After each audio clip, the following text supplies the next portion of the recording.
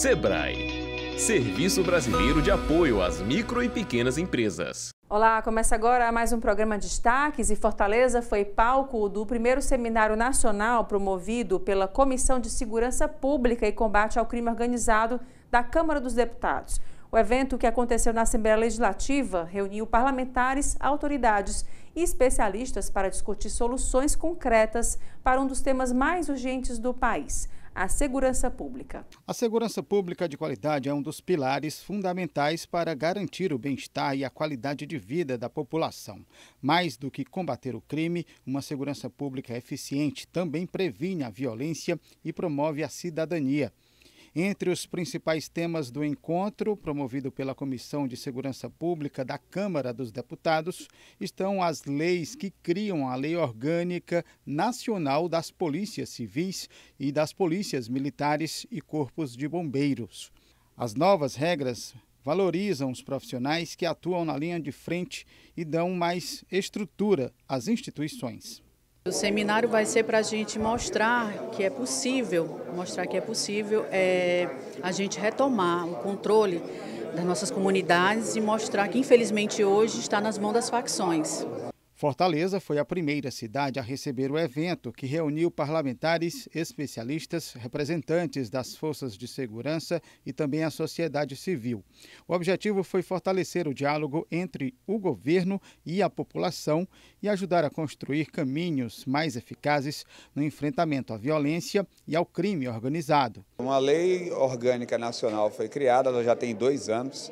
Os estados precisam adequar suas legislações locais a essa lei orgânica nacional e até esse momento a grande maioria dos estados não se mobilizou para isso. Então o estado de Ceará está saindo na frente, é o primeiro estado, atendendo a um requerimento da deputada federal Daiane Bittencourt, que conseguiu fazer com que esse seminário acontecesse. A Comissão de Segurança, a partir desse encontro, deseja visitar todos os estados para realmente realizar um trabalho de fiscalização e de cobrança. A lei existe e os estados precisam se adequar. Então agora é o momento de cobrar. Existem grandes avanços aí para a carreira policial e não dá para se pensar em melhoria da segurança pública. Nós estamos vivendo aqui uma grande crise sem valorização real do serviço, do trabalho desses homens e mulheres. A Câmara, através da Comissão de Segurança Pública, escolheu o estado de Ceará a partir de uma solicitação da deputada Daiane para que a gente pudesse debater que não só a carreira dos militares, mas principalmente as soluções para os problemas que hoje são enfrentados nas grandes cidades. Muitas cidades hoje têm territórios que são comandados pelo crime organizado.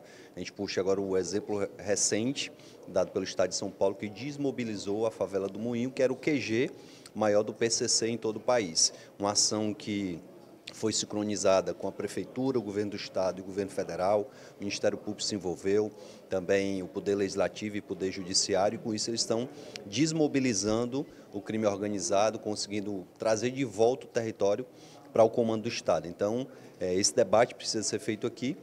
E, logicamente, que uma polícia valorizada, policiais empolgados, policiais satisfeitos com a sua atividade, vão se dedicar ainda mais para a gente chegar a esse objetivo aqui do Estado de Ceará. O presidente da Associação das Praças do Estado do Ceará destacou a necessidade de mudanças que possam valorizar a carreira dos policiais e bombeiros militares, como o escalonamento vertical da categoria. Há 2 anos nós batemos nessa tecla. Conversamos já com algumas autoridades aqui do Estado de Ceará, seja desta casa ou do Poder Executivo, para sensibilizá-los e mostrar o quanto o governo, a população também vai ganhar com a melhoria dessas condições para o policial e bombeiro militar especificamente. Por mais que o seminário de hoje também trate da Lei Orgânica da Polícia Civil, que já teve alguns avanços, diga-se de passagem, aparentemente a Polícia Civil está um pouco mais articulada. Nós precisamos avançar muito, praticamente na sua totalidade da lei, com relação às corporações Polícia Militar e Corpo de Bombeiros Militar aqui do Estado de Ceará. A gente traz normalmente um tripé, que a gente chama tripé da dignidade, do PMBM, que é relacionado à implementação do Código de Ética, porque ainda estamos com um código disciplinar draconiano, que é muito ultrapassado, que desequilibra a classe de praças com de oficiais, ainda tem muito assédio moral, porque abre margem por conta deste código disciplinar. Então, trazendo mais humanidade, a gente entende que o policial e bombeiro militar, sendo mais bem tratado, obviamente vai tratar melhor a população. E também o Ceará ainda não tem uma carga horária definida para esses trabalhadores fardados. Ou seja, tem escalas ainda no interior do estado que ultrapassa 50 horas de uma carga horária normal do servidor público, que seria de 40 horas semanais. Então, é necessário também olhar com bons olhos, porque não é justo, em pleno 2025, ainda ter uma escala tão ruim desta forma, que não tem repercussão financeira nenhuma no bolso do policial militar e ele está distante da sua família muito tempo. E a principal, que é a 01, que a gente fala constantemente, é o escalonamento salarial, em que a proporcionalidade entre as graduações e postos, principalmente de praças, é ridícula. Eu vou dar um exemplo. Quando o soldado é promovido a cabo, depois de, em média, 9 anos, ele tem uma repercussão financeira de menos de 0,5% no seu salário, que gira em torno de R$100 e poucos, não dá para comprar nem um botijão de gás.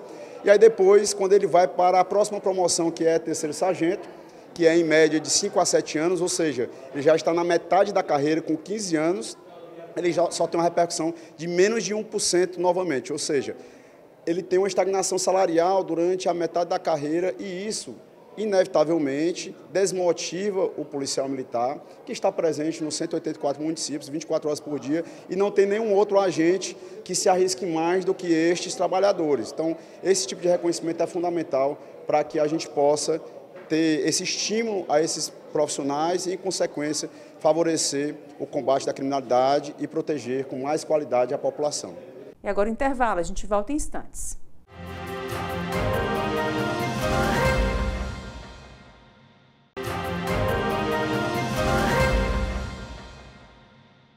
E o Banco do Nordeste vem comemorando a ampliação do alcance e os resultados em contratações, desembolsos e crediamigo, que, por exemplo, só no Ceará superou 1,1 bilhão de reais em contratações entre janeiro e abril deste ano.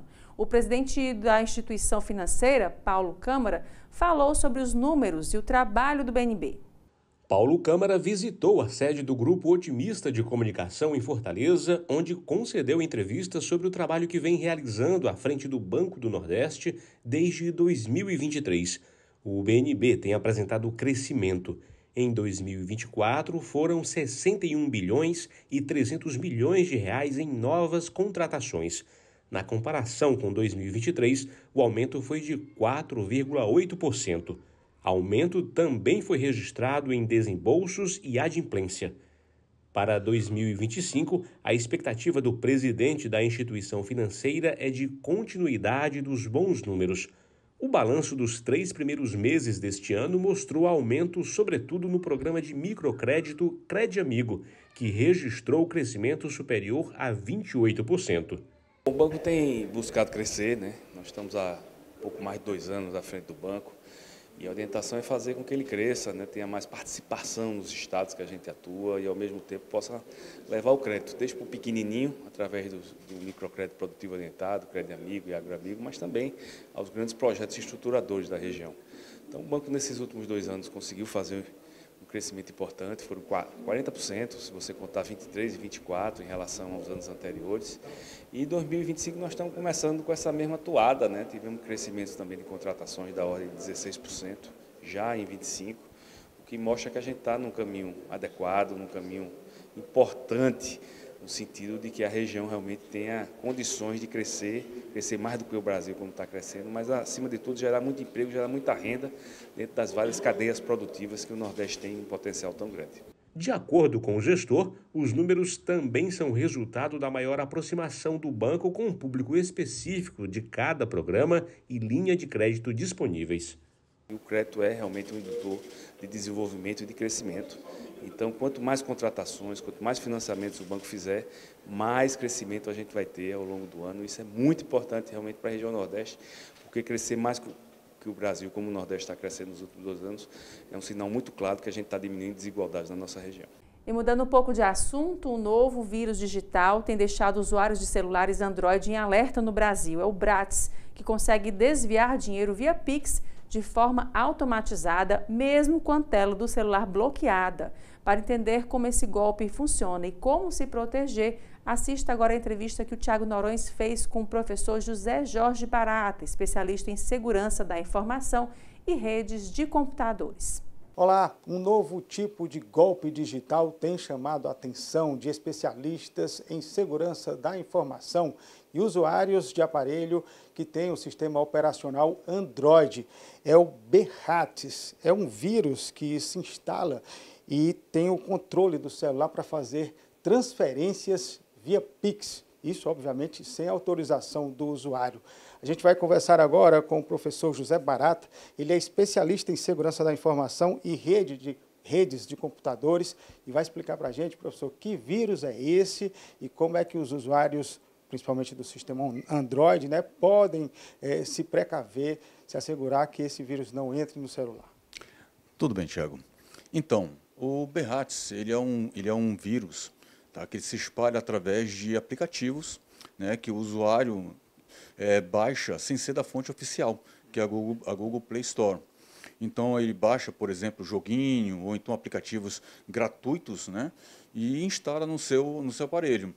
Então, do fato que ele instala no aparelho e autoriza, né, o acesso desse aplicativo a todo o celular dele, então ele, sem saber, ele permite com que o malware, né, esse vírus, ele haja sem as permissões, sem o consentimento dele.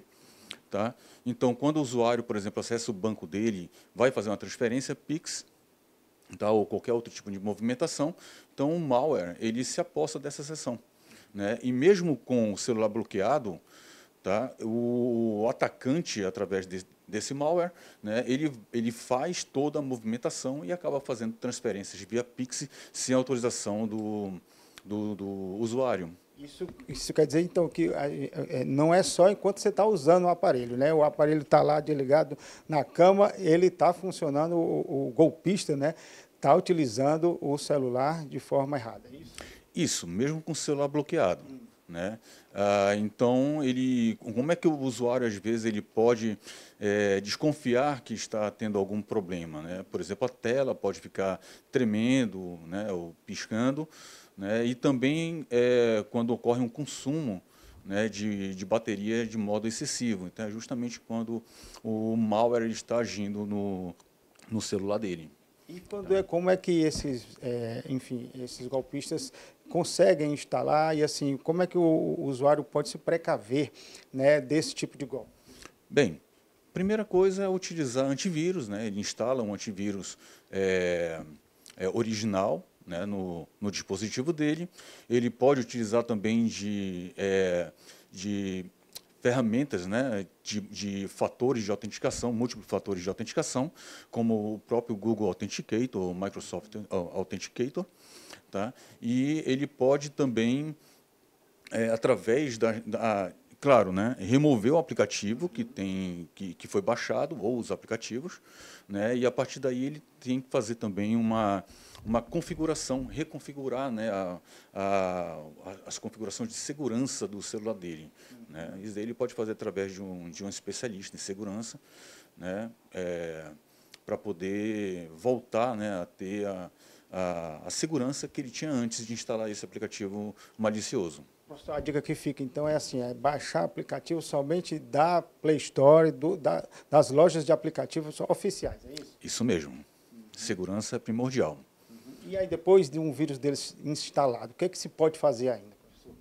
Bem, se você desconfiar que realmente está sendo roubado através desse malware, então a primeira coisa que você tem que fazer é registrar um boletim de ocorrência na polícia, né, acionar o banco também, que houve esse problema de roubo, né, do dinheiro dele, do banco, através de Pix. Né, utilizar também um mecanismo especial de devolução de Pix.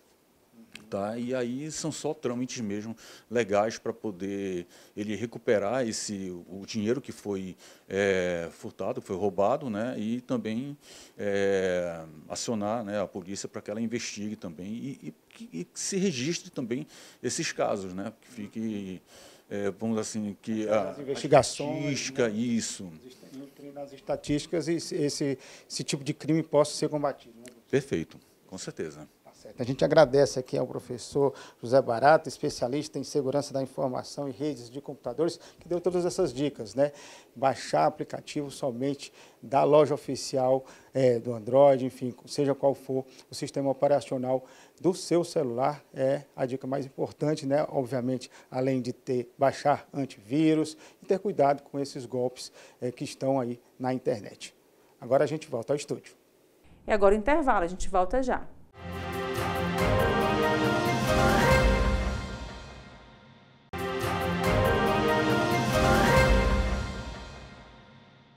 Dor de cabeça persistente, crises convulsivas e mudanças de comportamento podem ser mais do que sintomas isolados. Esses sinais não devem ser ignorados e, por isso mesmo, o mês de maio traz uma importante campanha de saúde. O Maio Cinza, voltado à conscientização sobre o câncer de cérebro, uma doença rara, mas extremamente grave, que afeta milhares de brasileiros todos os anos.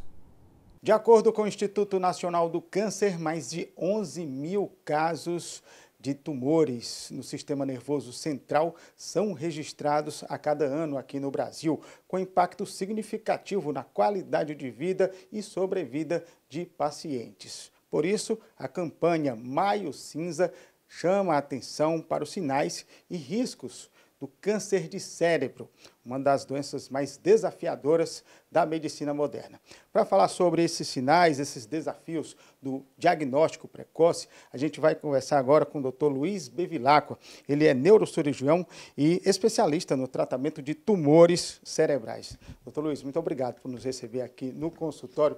Fala para a gente assim, doutor, os cânceres de cérebro é uma doença silenciosa, né? Então é cada vez mais difícil assim, o diagnóstico precoce.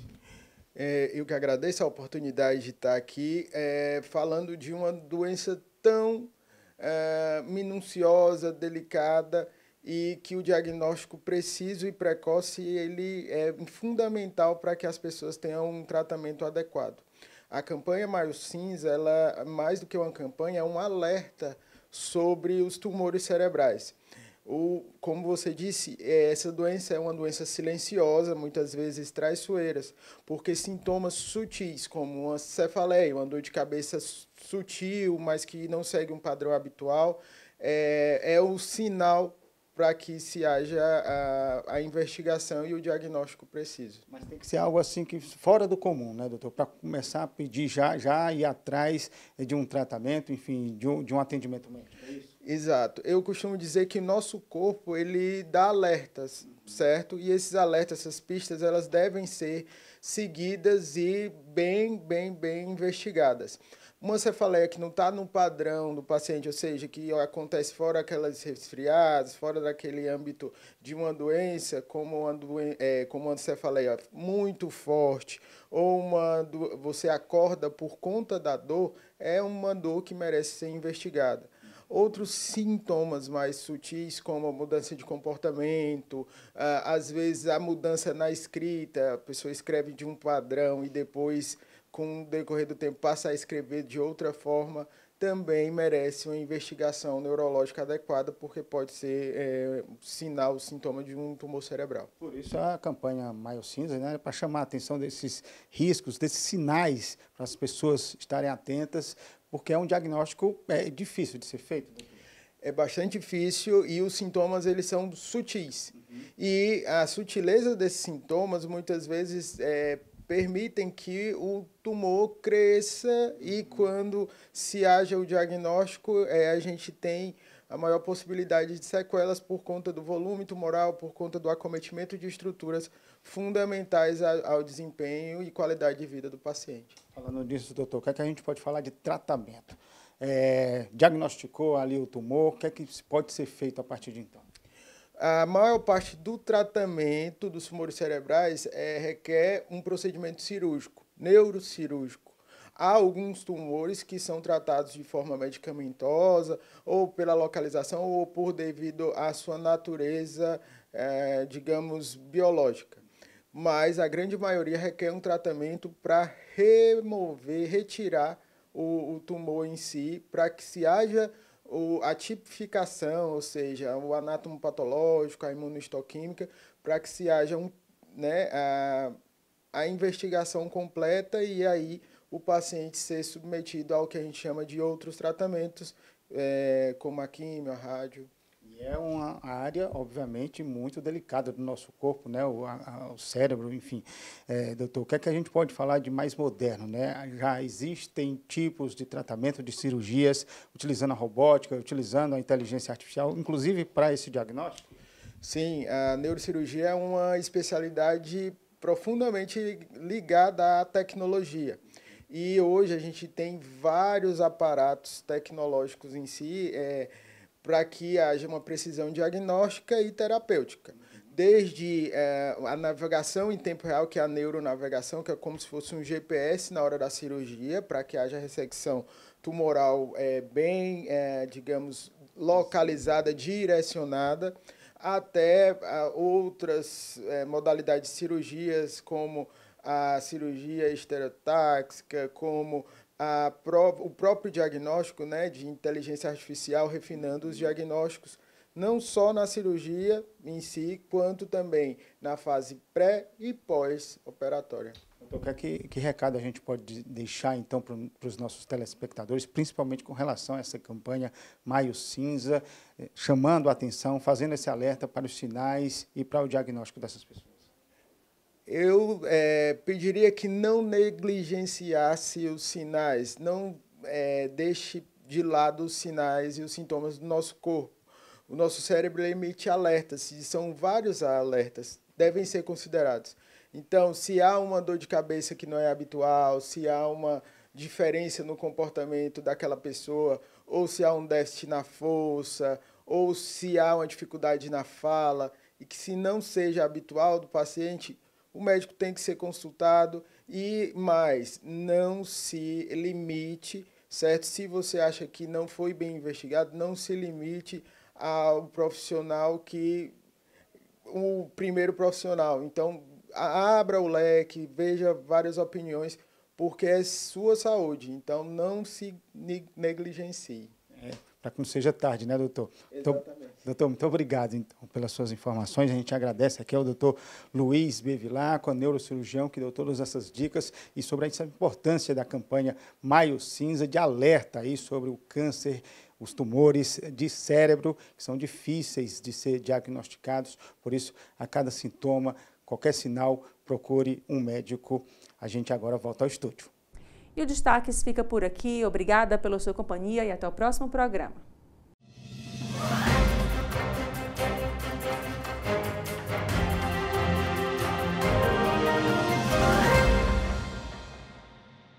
Sebrae, Serviço Brasileiro de Apoio às Micro e Pequenas Empresas.